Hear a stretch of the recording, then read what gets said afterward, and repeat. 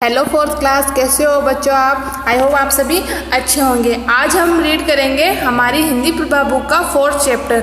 हमने हमारी पिछली जो 3 वीडियो थी उनमें हमने 3 चैप्टर थे जो कंप्लीट कर चुके हैं। अगर उन 3 चैप्टर्स में अगर आपको कोई डाउट्स हैं या फिर ऐसी कोई चीज़ है जो आपको समझ में नहीं आ रही है तो प्लीज़ आप मुझसे बताइए कि इसमें क्या समझ में नहीं आया। हम उनको वापस से रीड करेंगे और अच्छे से तैयारी करेंगे उसकी, ठीक है। आज हम रीड करेंगे हिंदी प्रभा बुक का 4th चैप्टर है जो है डाकू बना संत। इसके अंदर जो डाकू है वो कैसे अपने लाइफ को डाकू था वो कैसे संत बना, वो उसने अपने लाइफ को कैसे चेंज किया, उसके बारे में हम आज पढ़ेंगे, है ना। पाठ के बारे में प्रस्तुत कहानी में डाकू अंगुलीमाल के हृदय परिवर्तन का वर्णन किया गया है। इसमें ये जो कहानी है उसके अंदर एक जो डाकू था उसका नाम था अंगुलीमाल, है ना। अंगुलीमाल और उसके हृदय परिवर्तन, जैसे उसके मन में कैसे इसका जो हृदय था उसमें कैसे परिवर्तन हुआ उसका वर्णन किया गया है, उसके बारे में बताया गया है।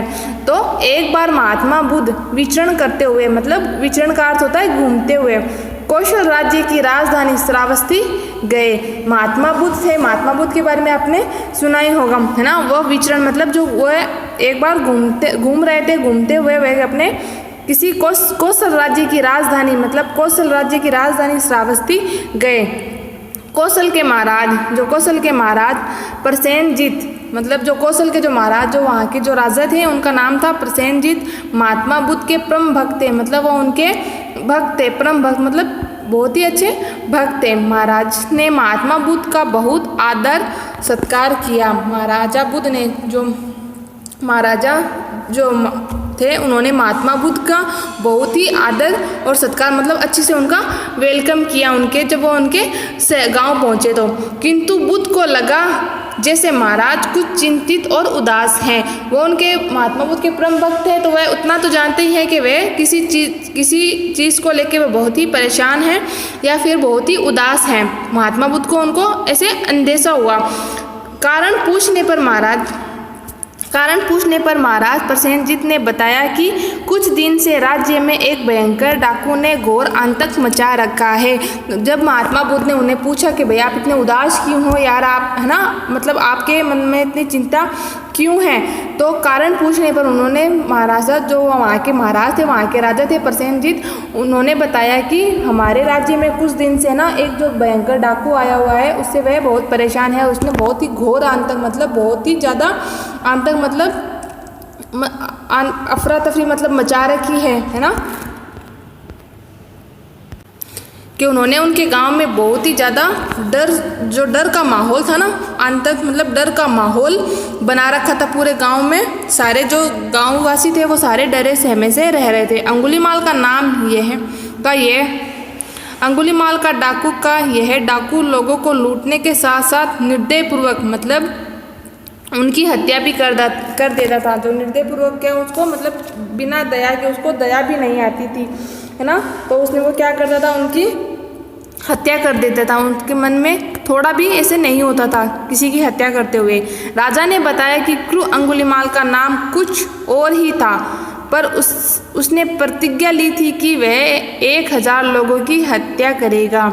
राजा ने महात्मा बुद्ध को बताया कि ये जो कुर, मतलब जो ये भयंकर, जो ये है ना निर्दय इंसान अंगुलीमाल, इसका नाम तो कुछ और ही था, लेकिन उस डाकू ने क्या एक प्रतिज्ञा ली थी कि वह 1000 लोगों की हत्या करेगा। उसने एक प्रण ले लिया कि मैं तो 1000 लोगों की हत्या करेगा। मारे गए लोगों की ठीक संख्या याद रखने के लिए उसने एक तरकीब निकाली कि मतलब वो इतनी हत्या करेगा, उसको जैसे काउंट करेगा तो उसे याद नहीं रहेगा, तो उसने मारे हुए लोगों की हत्या करने के लिए उन्होंने एक तरकीब निकाली। तरकीब क्या निकाली कि वह जिस किसी व्यक्ति की हत्या करता था उसकी एक अंगुली काटकर अपनी माला में पिरो लेता था।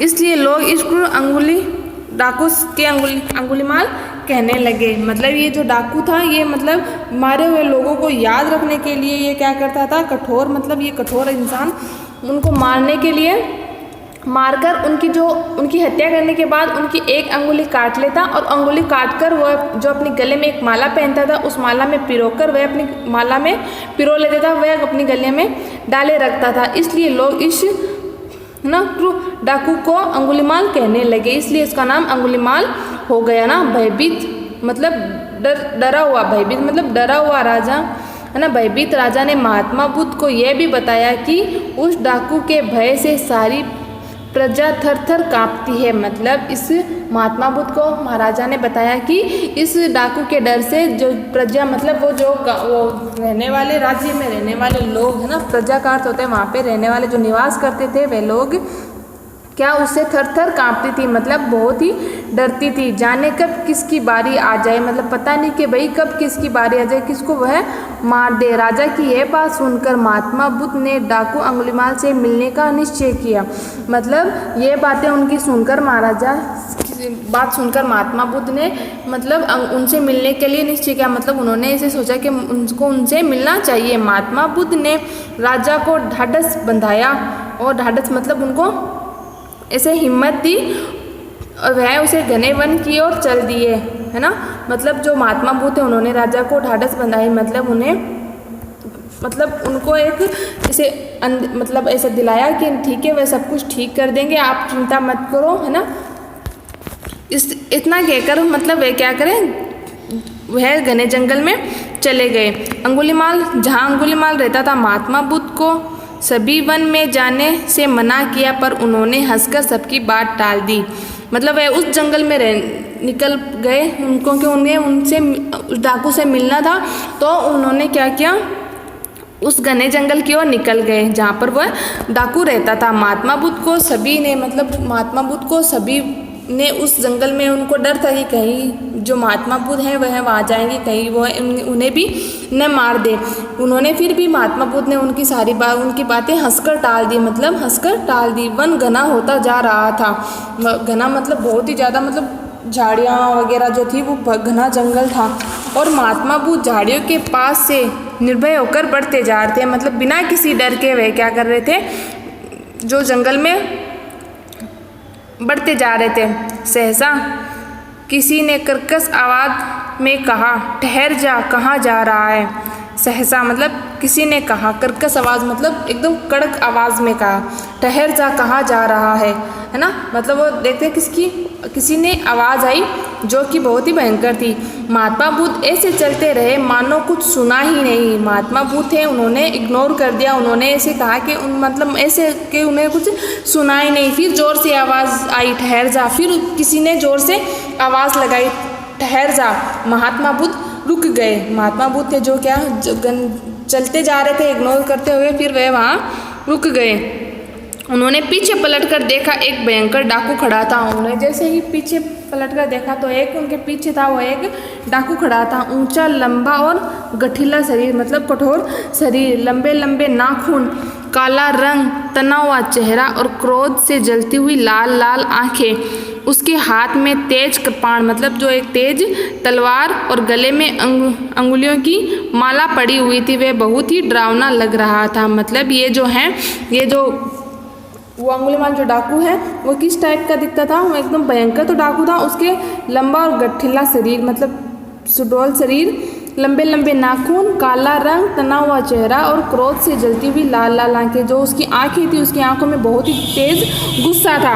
उसके हाथ में तेज कृपाण थी, मतलब जो तेज तलवार थी, और गले में उसने वो क्या सबको हत्या करके जो अंगुली काटकर अपनी माला में पिरोकर वो गले में पहनता था, वह माला उसने पहन रखी थी। वे बहुत ही डरावना लग रहा था। महात्मा बुद्ध को समझते देर न लगी कि यह दैत्य जैसा व्यक्ति डाकू अंगुलीमाल ही है, कि महात्मा बुद्ध उसको झट से पहचान गए कि ये दैत्य जैसा व्यक्ति, दैत्य जैसा मतलब दैत्य का मतलब जैसे राक्षस वगैरह ना, राक्षस, दैत्य का अर्थ होता है राक्षस जैसा व्यक्ति डाकू अंगुलीमाल ही है। उन्होंने उनको पता लगा लिया। महात्मा बुद्ध ने अपनी शांत दृष्टि उस पर डाली। शांत दृष्टि मतलब एकदम दृष्टि मतलब आंखें, अपनी नज़र थी, अपनी नज़र एकदम शांत नज़रों से उसने उनको देखा। उनके होठों पर शांत मधुर मुस्कान फैली हुई थी। जो महात्मा बुद्ध थे उनकी आंखें थी जो एकदम शांत नज़र थी उस पर डाली, और उनके होठों पर हल्की सी मुस्कान थी, मतलब हल्की सी स्माइल थी। उन्होंने उसकी परवाह नहीं की और आगे बढ़ने लगे। उन्होंने को इग्नोर किया, उनकी परवाह नहीं किया उस डाकू की, और वे फिर आगे बढ़ने लगे। अंगुलीमाल गरजा, मैं कहता हूँ ठहर जा, मतलब उसको गुस्सा आ गया है ना, क्योंकि वह उसे डरे नहीं थे। फिर उसको क्या हुआ, अंगुलीमाल को था वो गुस्सा हो गया, वह गरजा मतलब उसको गुस्सा आया, मैं कहता हूँ ठहर जा। महात्मा बुद्ध ने अत्यंत मधुर वाणी में कहा, मैं तो ठहर गया, पर तू कब ठहरेगा। महात्मा बुद्ध ने अत्यंत मतलब बहुत ही एकदम सॉफ्ट वॉइस में से कहा कि मैं तो ठहर गया, पर तू कब ठहरेगा। उन्होंने ऐसे कहा। अंगुलीमाल चकित रह गया, मतलब उसको एकदम ऐसे शॉर्ट हो गया, वो कैसे कैसे। आज तक उसने ऐसा कोई व्यक्ति नहीं देखा था जो उसके सामने खड़ा होकर शांत भाव से मुस्कुराने का साहस कर सके, क्योंकि वह एकदम शॉर्ट हो गया कि आज तक ऐसा कोई इंसान या कोई ऐसा व्यक्ति उसके नहीं था कि जो उसके सामने एकदम शांत तरीके से खड़ा हो और उसकी आंखें एकदम शांत हो और मतलब चेहरे पे स्माइल हो, मतलब बिल्कुल भी डर नहीं उनके चेहरे पे किसी भी, क्योंकि जो भी उसके सामने आता था वो सारे डरते थे क्योंकि वह हत्या करता था।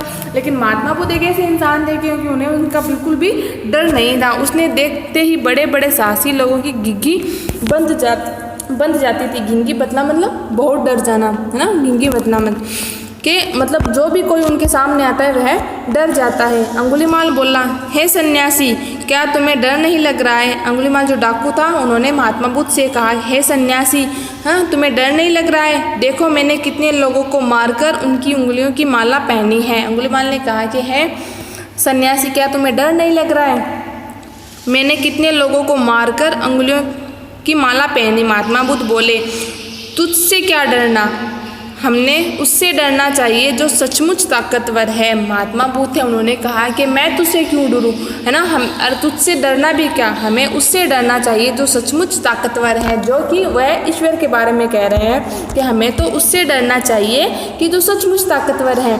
अंगुलीमाल अवाक रह गए, मतलब वह शॉर्ट हो गया। उस पर महात्मा बुद्ध के शब्दों का जादू जैसा प्रभाव पड़ा उस पर। जो महात्मा बुद्ध के शब्द मतलब जो उन्होंने उनको बोला तो उस पर थोड़ा जादू जैसा असर हुआ ना। एक बार उसे ऐसे लगा जैसे किसी अनजानी शक्ति ने उसका हृदय बदल दिया हो, मतलब उसे ऐसे रियलाइज़ हुआ कि किसी जो थी कोई जादुई शक्ति थी या अनजानी कोई शक्ति थी जो उसके हृदय में परिवर्तन के, जो कठोर था वह, उसका जो कठोर दिल था वह थोड़ा नरम हो गया। उसे आत्मग्लानि होने लगी, मतलब उसे गिल्ट फील होने लगा। वह उनके सामने घुटने टेक कर झुक गया और बोला, भगवान मैं आपकी बात नहीं समझा। वह क्या करा, वह उनके सामने अपने घुटने टेक कर झुक गया और बोला, हे भगवान मैं आपकी बात नहीं समझा, कि मैं आपकी बात नहीं समझा, आप क्या कह रहे हैं। महात्मा बुद्ध बोले, अंगुलीमाल जीवन स्वयं ही दुखों से भरा है। महात्मा बुद्ध बोले, अंगुलीमाल जीवन स्वयं ही मतलब अपने आप ही जो अपनी लाइफ है वो ऑलरेडी दुखों से भरा है। तुम अपने कर्मों से उन दुखों को और क्यों बढ़ा रहे हो, कि आपकी अपनी लाइफ में है ऑलरेडी बहुत ज़्यादा टेंशन या फिर दुख रहते ही हैं, आप ऐसे कर्म करके मतलब तुम ऐसे काम करके उन दुखों को और क्यों बढ़ा रहे हो। मैं तो बुद्ध होकर जीवन में इन दुखों से छूट गया, मतलब मैं तो बुद्ध होकर जीवन में इन दुखों से छूट गया, पर तुम इस पापपूर्ण जीवन से कब छूटोगे। क्या मैं तो बुद्ध होकर मतलब मैं तो ईश्वर की राह पे चलकर मैंने तो इन दुखों को छोड़ दिया, अब पर तुम इस पापपूर्ण जीवन मतलब जो तुम ऐसे काम करते हो, अपने जीवन को तुम और कठिन बना रहे हो और इतनी लाइफ को अपनी मतलब कर रहे हो, तो आप ऐसे जीवन को कब छूटोगे, मतलब इस लाइफ को आप ऐसे काम कब छोड़ोगे। अंगुलीमाल महात्मा बुद्ध की बातों को ध्यान से सुनता रहा। अंगुलीमाल था वो, उनकी बातें जो थी वो ध्यान से सुन रहा था। महात्मा बुद्ध के चरणों में गिर पड़ा और बोला, हे महात्सन, मुझ पापी का भी उद्धार कीजिए, मतलब अज्ञानवश में भटक गया था, मुझे प्रकाश दिखाइए। अंगुलीमाल था जो महात्मा बुद्ध के था, महात्मा बुद्ध के जो पैरों में गिर गया, मतलब घुटनों के बल बैठ गया और कहा कि हे महतन, मतलब हे महात्मा, मुझ पापी का भी उद्धार कीजिए, मतलब मेरा भी भला कीजिए। अज्ञानवश मतलब बिना किसी कारण के, या मुझे अज्ञानवश मुझे किसी चीज़ का ज्ञान नहीं था, मैं भटक गया था, मुझे प्रकाश दिखाइए, मतलब मुझे भी नई राह दिखाइए, मुझे भी अपनी लाइफ की जो थी वो नई राह दिखाइए। महात्मा बुद्ध ने अंगुलीमाल को प्रेम और करुणा का उपदेश दिया और अपना शिष्य बना लिया। महात्मा बुद्ध थे, उन्होंने मतलब अंगुलीमाल को मतलब उनको उसकी वाणी में, वो हार्ड वाणी बोलता था और उन्होंने अपनी सॉफ्ट वाणी से, है ना, मतलब एकदम सॉफ्ट वॉइस से उनको उपदेश दिया, मतलब प्रेम और करुणा का उपदेश दिया और अपना शिष्य बना लिया, मतलब अपना स्टूडेंट्स, है ना, बना लिया। आगे चलकर ही डाकू देखते ही देखते संत बन गया। वह जो डाकू था, वह जो कठोर, है ना, जो कठोर एकदम भयानक जो डाकू था, वह क्या कहा, देखते ही देखते वह भी महात्मा बुद्ध की तरह संत बन गया, है ना। उसने सारे पूरे काम छोड़ दिए, वह भी ईश्वर के लिए अच्छी राह पे, सच्चे राह पर चलना स्टार्ट कर दिया, है ना। उसने अपने सारे पूरे काम छोड़ दिए क्योंकि महात्मा बुद्ध थे, उन्होंने उनको बहुत ही प्यार से समझाया, तो उसने अपना जो था उसका हृदय परिवर्तन हो गया। जैसे उस पर किसी उनकी उनकी सॉफ्ट समझाने का तरीका था या फिर उनका प्यार से बोलने का जो तरीका था, उन्होंने जैसे ही ऐसे अच्छी बातें उसे बताई, उसे अपने जो रियल लाइफ थी उससे उसको अवगत करवाया कि भाई ये अपनी जो ये पापी काम आप करते हो, उसे छोड़कर अगर आप सच्चाई पे या ईश्वर की राह पे चलोगे तो आपकी जो लाइफ होगी वो बहुत ही अच्छी हो जाएगी। ऐसे उस पर जो था उनकी जो बोलने का जो तरीका था या फिर उनका जो प्रेम था, उस पर जो डाकू था उसके ऊपर उसका हृदय परिवर्तन हो गया, मतलब उस पर जादू सा चल गया, जैसे किसी अनजान शक्ति ने उसको बदल दिया। वह देखते ही देखते हुए अच्छा आदमी बन गया। अतः दयालुता एक ऐसा भाव है जिसे कभी कभी बड़े बड़े हृदयहीन, दुष्ट, भयंकर डाकू, हत्यारे और पापी लुटेरे भी बदलकर उदार, सच्चे और पवित्र हृदय के मनुष्य ही नहीं, उच्च कोटि के महात्मा और भक्त भी बन जाते हैं। कि किसी पर दया करना, यह दयालुता और प्रेम एक ऐसी चीज़ है, चाहे वह कितना भी भयंकर इंसान हो या कितना भी पापी हो, कुछ भी हो, उसको दया और प्यार से हम बदल सकते हैं, उसके हृदय हम परिवर्तन कर सकते हैं, उसका मन हम बदल सकते हैं। दुष्ट से दुष्ट, मतलब जो बेकार से बेकार होगा, कितना भी वो राक्षस होगा, जो भी होगा, वो उसको हम दया और प्रेम से उसके हृदय को पलट सकते हैं या फिर उसको सच्चे और पवित्र हृदय मनुष्य की ही नहीं, उच्च कोटि के महात्मा और भक्त बन जाते हैं। मतलब वह अच्छे इंसान ही नहीं, वह एक